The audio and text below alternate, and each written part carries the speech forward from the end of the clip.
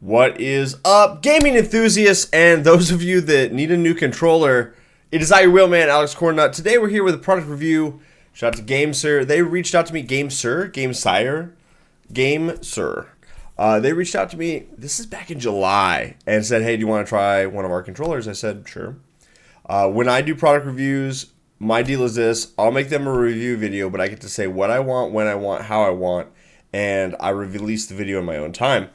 They agreed to that, and then I've been sitting on this controller for like 2 months, and they've been kind of on my butt a little bit, like, hey, where's that review? Did you even get the controller? What are you doing? And I've had it, and I've been using it a lot, and I'm trying to give you guys a little bit different review than everything else that is on the internet right now, because they're giving these things out like candy. I've got it. I've got like 300 hours in it. Let's talk. Okay, so straight up out of the box, unboxing is great. Go watch any other video on YouTube for that. They all did it. Cool. In the box comes with all kinds of stuff. The cable is actually a really great USB-C cable.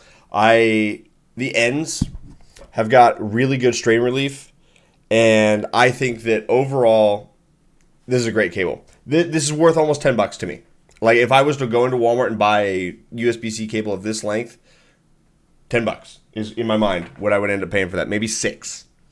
Outside of that, other than the controller, which I'll show you in a second, in the box, there's like a kind of a cloth wipe pad to maybe keep the controller clean. It's maybe like microfiber, but it feels a little tougher than that. I don't know, kind of cool.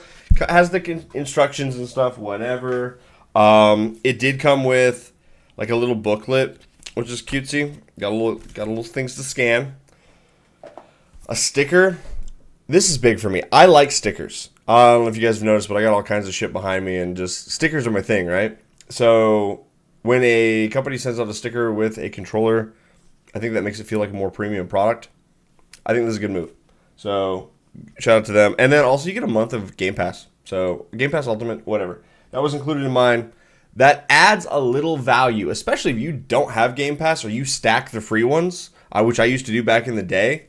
Free month of Game Pass is kind of huge. It's worth $20. So here we are. We've got all the incidentals out of the way. Here's the controller. Looks like every other one Kaleid Flux that you've seen, because they're all the same. There's the Kaleid and then the Kaleid Flux. And I was a little curious what the difference was, because this is the one they wanted to send me, not the other one. And I was like, well, what's the deal? 320-ish hours into this. Like, almost all of my gameplay that I've got on Test Drive Unlimited, this controller, a huge amount of, like, I think all the gameplay I got in CarX Street, this controller, and a fair amount of other gameplay. So, that being the case, I wanted to spend some time with this controller before I came and brought content to you, because it's really easy for me to get a brand new product that works out of the box immediately and then be like, oh, it's good. But hey, let's kick around 300 hours and see what I like and what I don't like. I've got one gripe. Only one.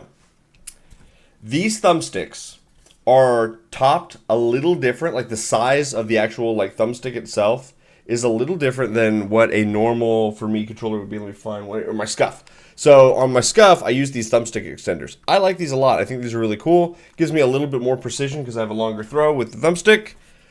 They don't fit on these at all.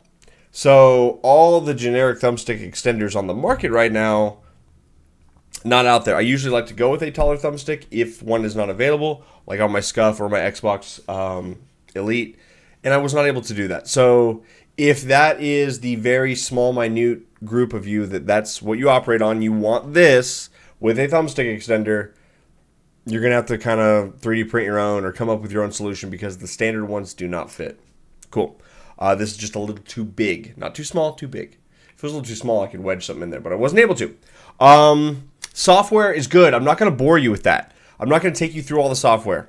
There's 100 other videos out there that do that. If you are like me, you will watch like 8 videos from 100 different sources. Like, there's many different sources you can get your hands on, and just look for that validation to make sure you're getting the right product. And when I'm searching premium products, that's usually what I do. But this is not what I would consider to be a premium product. I would say that this is a company that is trying to be very competitive in the market. This is a great price. This controller right now is about $46 US.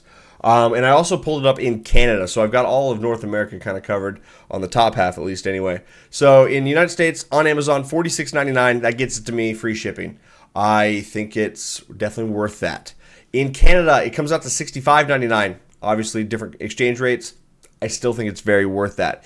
If you are a gamer that plays with a controller and you're plugged in all the time, you are not wireless. You are used to having that USB whatever plugged into whatever.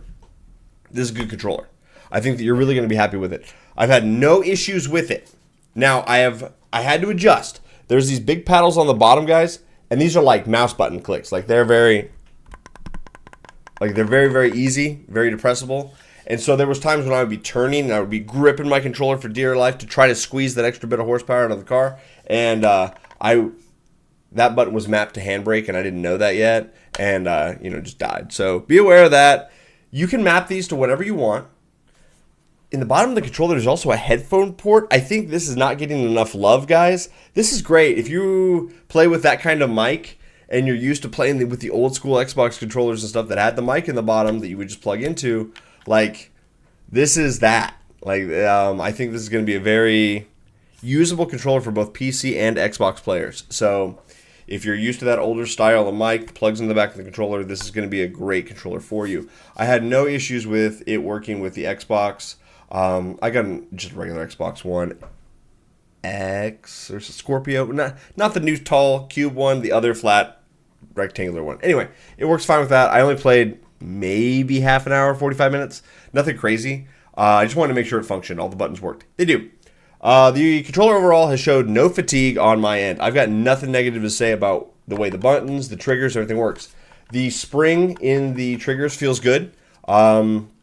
I usually turn up the stiffness in my SCUF controller or my Xbox Elite controller.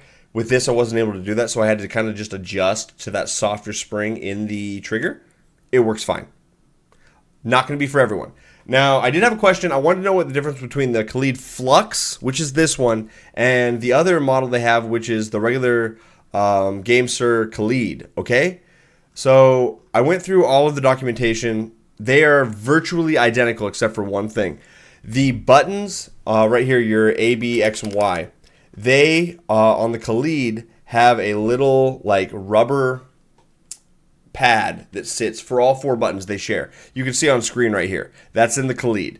So the way the buttons sit on top of that and rest on that, I think that pad probably has got a longer life cycle. It'll probably hold up to the test of time a little better. And it's probably faster and a little cheaper to manufacture. With these, the button itself was resting on top of a little micro switch, and it just was a little bit different. I think that if you are a player that is chasing a very, tactile isn't the right word, but a very quick button press, very similar to what a mouse button press would be, where it's instant on your face buttons, I think you would want to get the regular Kaleid. I think the Flux is a little softer button press on your A, B, X, and Y, and that's the difference. That's the only difference that I can find, and I've gone through all of them. Software-wise, it's got some cool LEDs. You can change that, do whatever you want with it. There's vibrating motors in both the triggers and the palms. They're placed pretty well. I feel like during gameplay sessions, if I was really trying to focus, I could feel which motor was doing what in various situations, and so that works pretty good. Overall, I've got very little negativity in regard to this controller. It's priced right. For $45-50, you are getting what I think is Xbox One quality controllers. And I'm not a huge fan of the Xbox One controllers, you guys, as far as a house brand. My Xbox One Elite controller, I wore out the shoulder button on the right-hand side because that's shift up, and I was using it all the time in Need for Speed Unbound. And so after 1,700 hours in that game, that button wore out on one of my $200 controllers. I really feel like those buttons are not going to wear out. I truly feel like I probably wouldn't be able to wear out a button on this particular controller. So my review is good. It's very positive. If you're looking at this controller as a alternate to a Xbox controller and you don't need wireless and you're not going to put a thumbstick extender on it, buy it. It's a little lighter than all of the Xbox controllers because there's no batteries. This is designed to be wired from the get-go, from the jump, so there's none of the battery like charge output stuff that goes into the controller is in this one, so it's a lot lighter. Some people attribute weight of product to value of product because it used to kind of be that way. So I find the older generation is that way, and that's not everybody. But in this case, it's a good controller. It works. I've had no problems with it. I like that I can turn the LEDs nice and down and low to match what my office would be. Software was pretty seamless, pretty flawless. GameSir's got a huge lineup of controllers. I would say the only thing that I cannot give you as a reviewer in this regard is I don't know what GameSir's support, return policy, and like troubleshooting steps are as a company. So maybe one of you guys, if you've done that with them, sound off in the comments if you've actually interacted with them. Was it positive or negative? Because that's one thing I haven't done. But from me personally, interacting with their PR rep that sent me a controller for free, which, to be honest, I wasn't sure if it was going to come or not. My interaction with them was very good. I am thankful to them for allowing me to kind of do it my own way. Because when I get a product, I want to put my hands on it, and I would like to use it. I didn't get to use the canvas wheel enough before I popped out that review. I don't have any problems with it. It's great. But I want to put more time into this stuff before I bring it to you guys. And so in this case, 300 plus hours in on this controller. Very positive, very good. Good enough that I put my own stickers and stuff on it because I think that this is something I'm going to keep around for sure.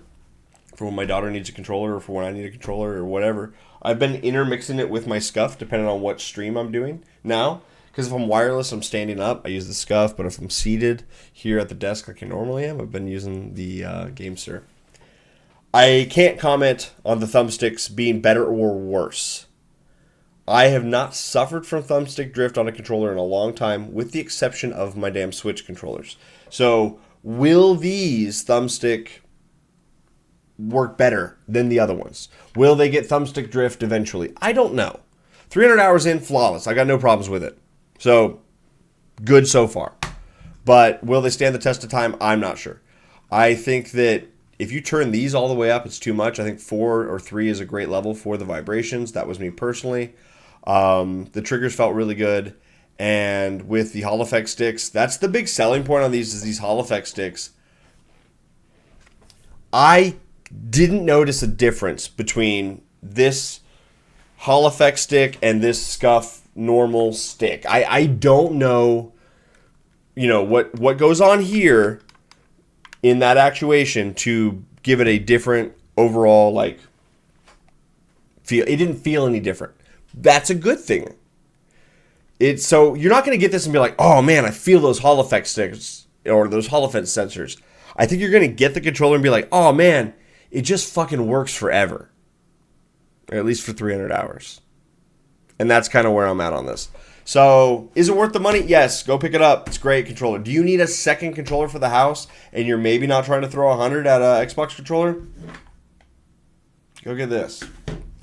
They got a huge lineup of stuff. I don't think that this is going to be their only product that is worth looking into. They've got a lot of other ones. So, with confidence, I think that you could go and grab like this T7 and probably not have any problems with it. It's got very similar parts in it. It's got the same halleffect sticks, same triggers. The button pad might be a little different on how they put the buttons down, but overall, it's pretty solid. So I would encourage you to check out their lineup. Shout out to them for sending it to me. If you have a product you want me to review and it's cool, email me. If it's not cool, you can still email me. I'll probably just say no. But that's it in a nutshell. Positive. I would say solid. A controller is a tool. It needs to function. It functions. My gripe, I couldn't put my favorite thumbstick extender on it. Outside of that, solid. Pick it up, grab it. If you're looking at this, it's because you're not trying to spend $100 on an Xbox Microsoft controller. I get that. I really do. I'd say that out of all the alternative brands on the market at the price point the GameSir is coming in, it's pretty good. I've not tried anything else.